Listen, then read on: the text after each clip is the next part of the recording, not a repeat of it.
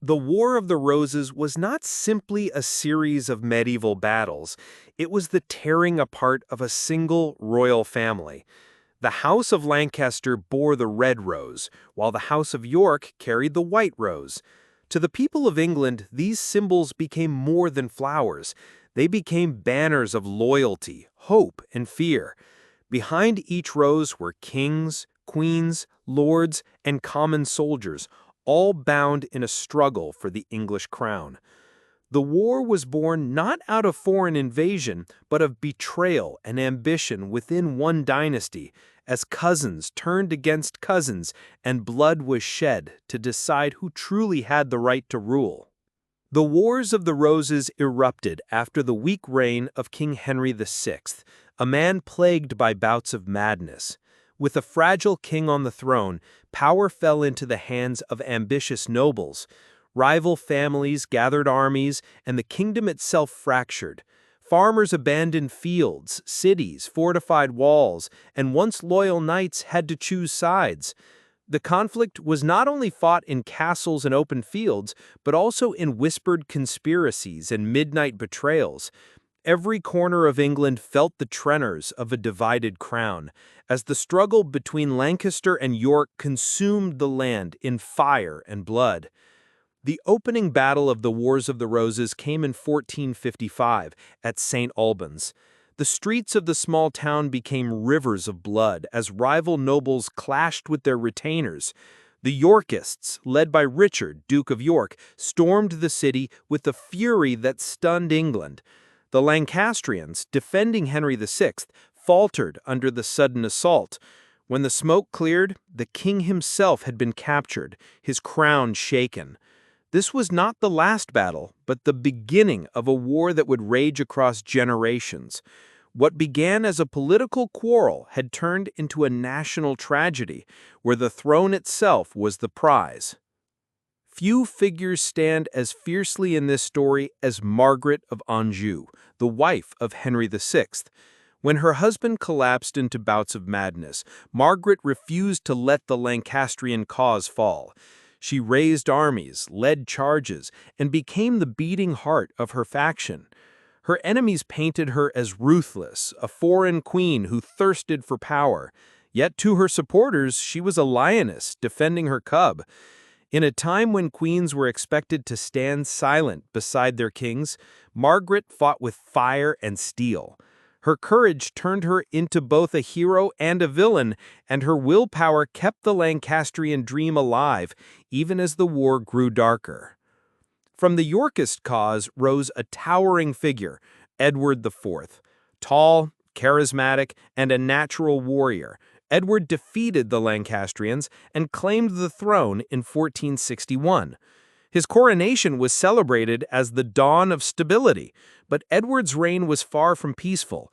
His marriage to Elizabeth Woodville, a commoner, scandalized the nobility and alienated powerful allies. The seeds of betrayal were sown within his own camp, and whispers of treachery soon echoed through the halls of his court. Edward's rise had been swift, but in the Wars of the Roses, every victory carried the shadow of revenge. Richard Neville, the Earl of Warwick, was known to history as the Kingmaker. Once Edward IV's greatest supporter, Warwick grew resentful when Edward ignored his counsel. In a stunning twist, Warwick turned against his king and threw his weight behind the Lancastrians. He toppled Edward from the throne and briefly restored Henry VI. But loyalty meant little in this war. Within a year, Edward returned, Warwick was defeated, and the Kingmaker lay dead on the battlefield. His story is one of shifting allegiances, ambition, and betrayal, a symbol of how treacherous the war had become, where yesterday's ally was tomorrow's enemy. One of the most haunting mysteries of the Wars of the Roses is the fate of Edward IV's two young sons, the princes in the Tower. After Edward's death, his brother Richard seized the throne, becoming Richard III. The two boys were locked away in the Tower of London, never to be seen again. Did Richard order their deaths to secure his crown, or were they victims of another plot? No one knows for certain, but their disappearance cast a shadow of suspicion that would forever stain Richard's reign. Their story remains one of the darkest and most tragic chapters in English history. Richard III is one of history's most controversial kings. To some, he was a ruthless usurper. To others, a capable ruler maligned by Tudor propaganda. He ruled for just 2 years, but his reign was marked by suspicion and rebellion. Richard fought to hold his throne against the rising Lancastrian claimant, Henry Tudor.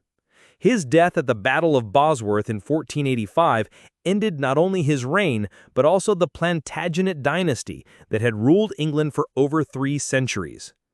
Richard's body, lost for centuries and rediscovered beneath a car park in 2012, remains a haunting reminder of how power and downfall can collapse in a single moment. The decisive moment came at Bosworth Field. Richard III rode into battle wearing his crown, determined to end the rebellion in a single stroke. But betrayal struck once again. Noble families who had sworn loyalty abandoned him at the height of the fighting.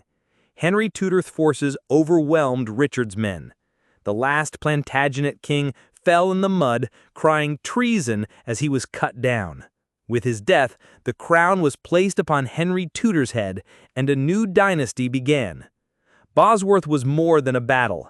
It was the funeral of an age, the closing of the Wars of the Roses. From the ashes of war rose Henry Tudor, crowned as Henry VII.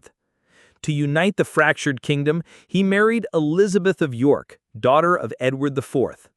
The red rose of Lancaster and the white rose of York were combined into the Tudor rose, symbolizing the end of decades of bloodshed. Yet the scars of the war lingered. England had lost thousands of sons and fathers, and suspicion of rebellion still brewed. But Henry's reign marked the dawn of a new era, one that would give rise to the Tudors, Henry VIII, Elizabeth I, and forever shape the destiny of England. What began as a family feud ended in the birth of a dynasty that would dominate the stage of history.